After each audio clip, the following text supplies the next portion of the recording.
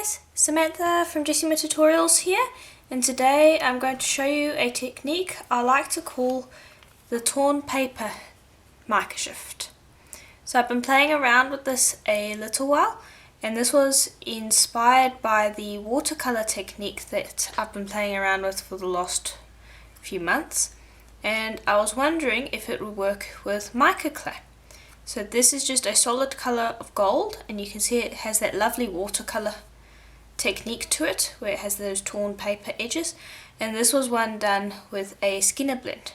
So it creates a really interesting look, I think, so I'm going to be showing you guys how to make that today with a 4-color skinner blend. So I've got Prima Bronze, Prima Gold, Prima Copper and Prima Silver, and those are the colors that I'm going to be using in the skinner blend today. And these are have just been cut into squares, and all you need to do is fold those squares into a triangle. So I'll just do that quickly. And these have already been conditioned. And there we go. Now we just want to join them together.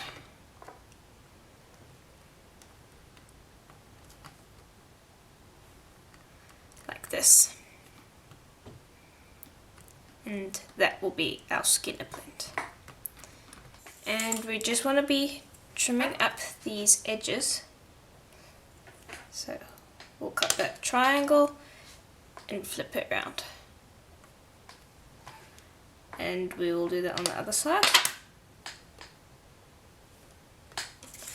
And I'll just cut off the excess that we don't need. And there we are. So I'll just do a skinner blend using this. Now I've done a skinner blend tutorial already in much greater detail, so I'll provide a link to that in the description below. Okay, so here's our blend, all nicely finished, and this was rolled on the thicker setting, and then I took it down to my middle setting, which is a number 4 on my pasta machine. So this is going to be a nice sheet to work with. So what we want to do now is we want to start ripping it like you do any watercolor, or at least most watercolors. So just rip it, and you don't have to keep it in any particular order, just rip out your pieces. And I do want to put it back together as a skinner blend, so I'm trying to keep the pieces in their general area, so that I still have a skinner blend when I put it back together, because I think that's what makes it look cool.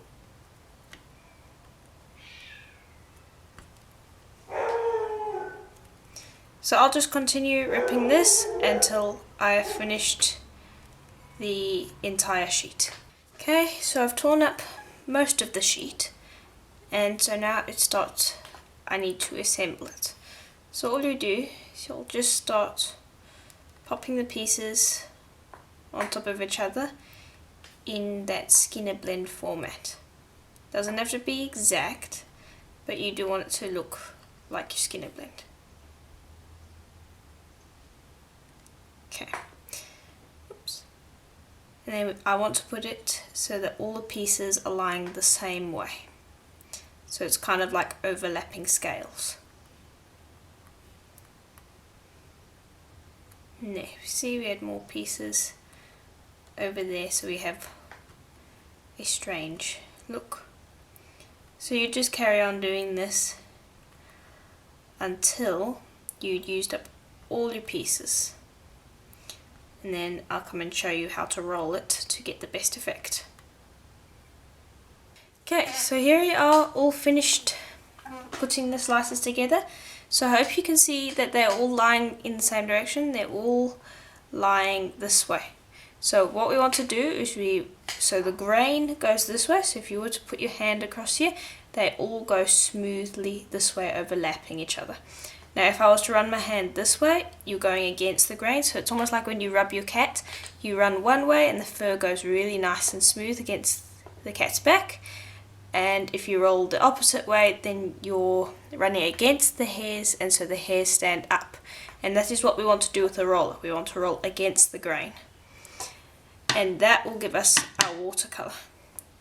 So I'm just using my acrylic rod here, and I'm not pressing very hard,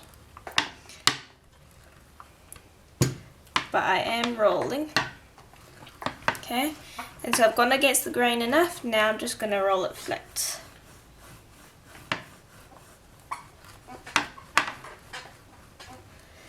And I'm rolling in all directions, as that helps me get it flat. Okay, so you can already see that we've got that nice mica shift. This is pretty flat. I just want to fold this stuff back on itself so that I can make it flat.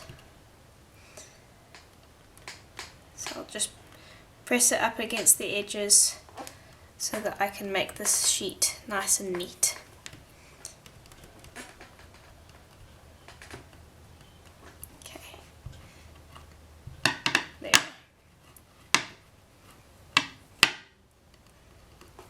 There we go.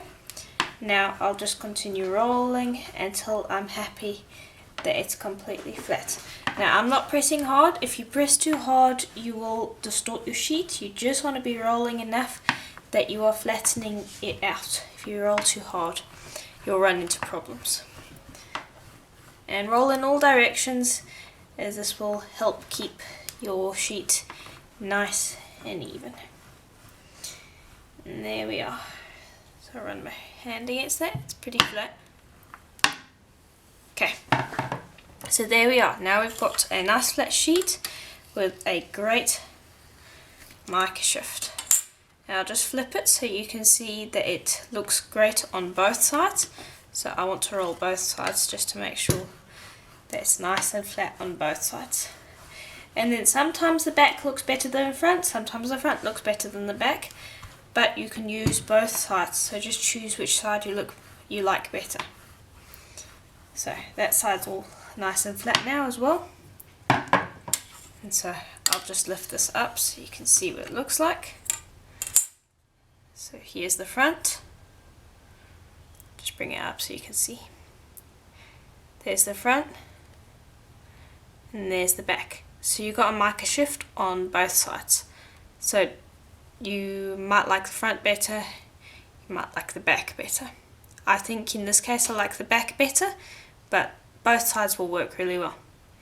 So that's basically the technique. It's fairly simple, but I think it achieves a really lovely look. So I do hope that tutorial was helpful to you, and if it was, please do check out the links below, as there'll be links to more tutorials like this one.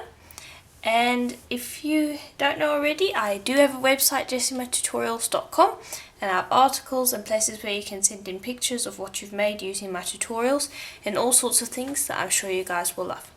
And as always, I hope to see you in the next tutorial. Bye for now.